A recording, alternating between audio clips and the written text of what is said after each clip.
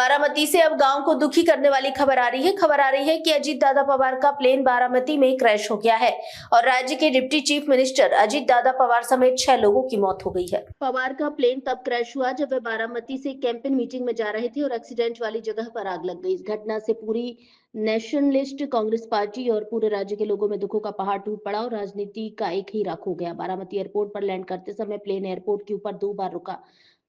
Plain से तेज आवाज आई। Plain crash होने के बाद 4 से 5 बड़े धमाके हुए और बड़ी आग लग गई। शुरुआती जानकारी यह आ रही है कि बारामती में कैंपेन मीटिंग में जाते समय इस घटना में अजीत पवार समेत 5 लोगों की मौत हो गई।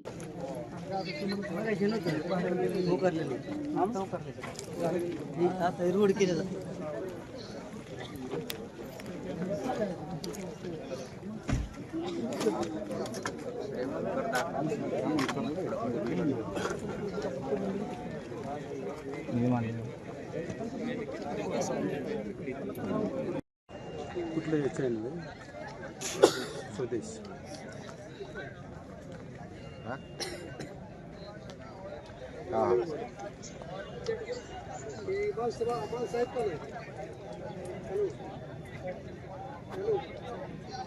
समोरचे आहेत ना तिथं उतरायचं होतं आणि तिथं उतरलं तेवढं कुठं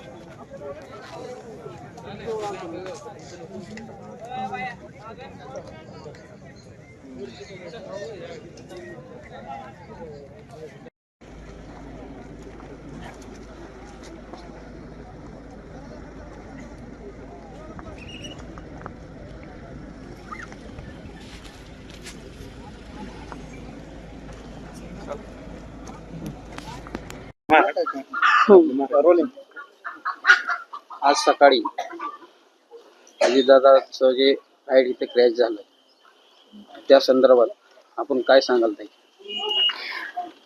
आज सकाळी जे काही महाराष्ट्रावरती जो दुःखाचा डोंगर कोसळलेला आहे, दादांचं विजन इतकं मोठं होतं. बारामती असो, पुरंदर जिल्ह्यासाठी पूर्ण महाराष्ट्राचा सगळ्यात कणखर नेता. आज नुसते बारामतीचे दादा नाही तर महाराष्ट्राचा विकास गेलेला आहे. आणि ह्या सगळ्या गोष्टींमध्ये जी काही महाराष्ट्राची नुकसान झालेली आहे ती कधी भरून न निघणारी आहे. ह्या सगळ्या गोष्टींमधनं आज आमच्या पक्षाच्या वतीने जे काही आमच्या सगळ्या लोकांची अवस्था आहे ती अशी शब्दात व्यक्त करता येणारी नाहीये.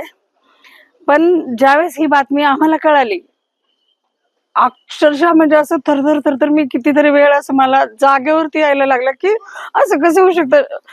अजून 8-15 दिवस झाले असतील दादा जेवायला आले होते माझ्या मैत्रिणीच्या घरी.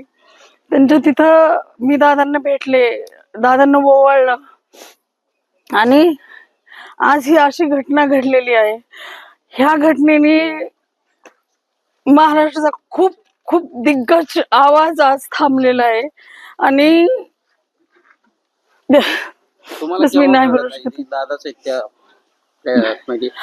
मला सकाळी कळालं. मला सकाळी ही माझी बहिणीची मुलगी आहे आणि ही आली आणि मला म्हणाली की अगं मावशी, मी कालच म्हणत होते की मी दादाचा माझा डीपी ठेवते म्हणून मी फोटोही काढला, ते आता 15 दिवसापूर्वी काढलेले. तर ही मला म्हणली की राहू दे, दादाच्या वाढदिवसाला ठेवू आपण तो. म्हणून मी काल तो ठेवला नाही डीपी. आणि ही मला म्हणली अगं तुझी इच्छा होती ना दादांबरोबरचा फोटो ठेवायची, दादा वारले.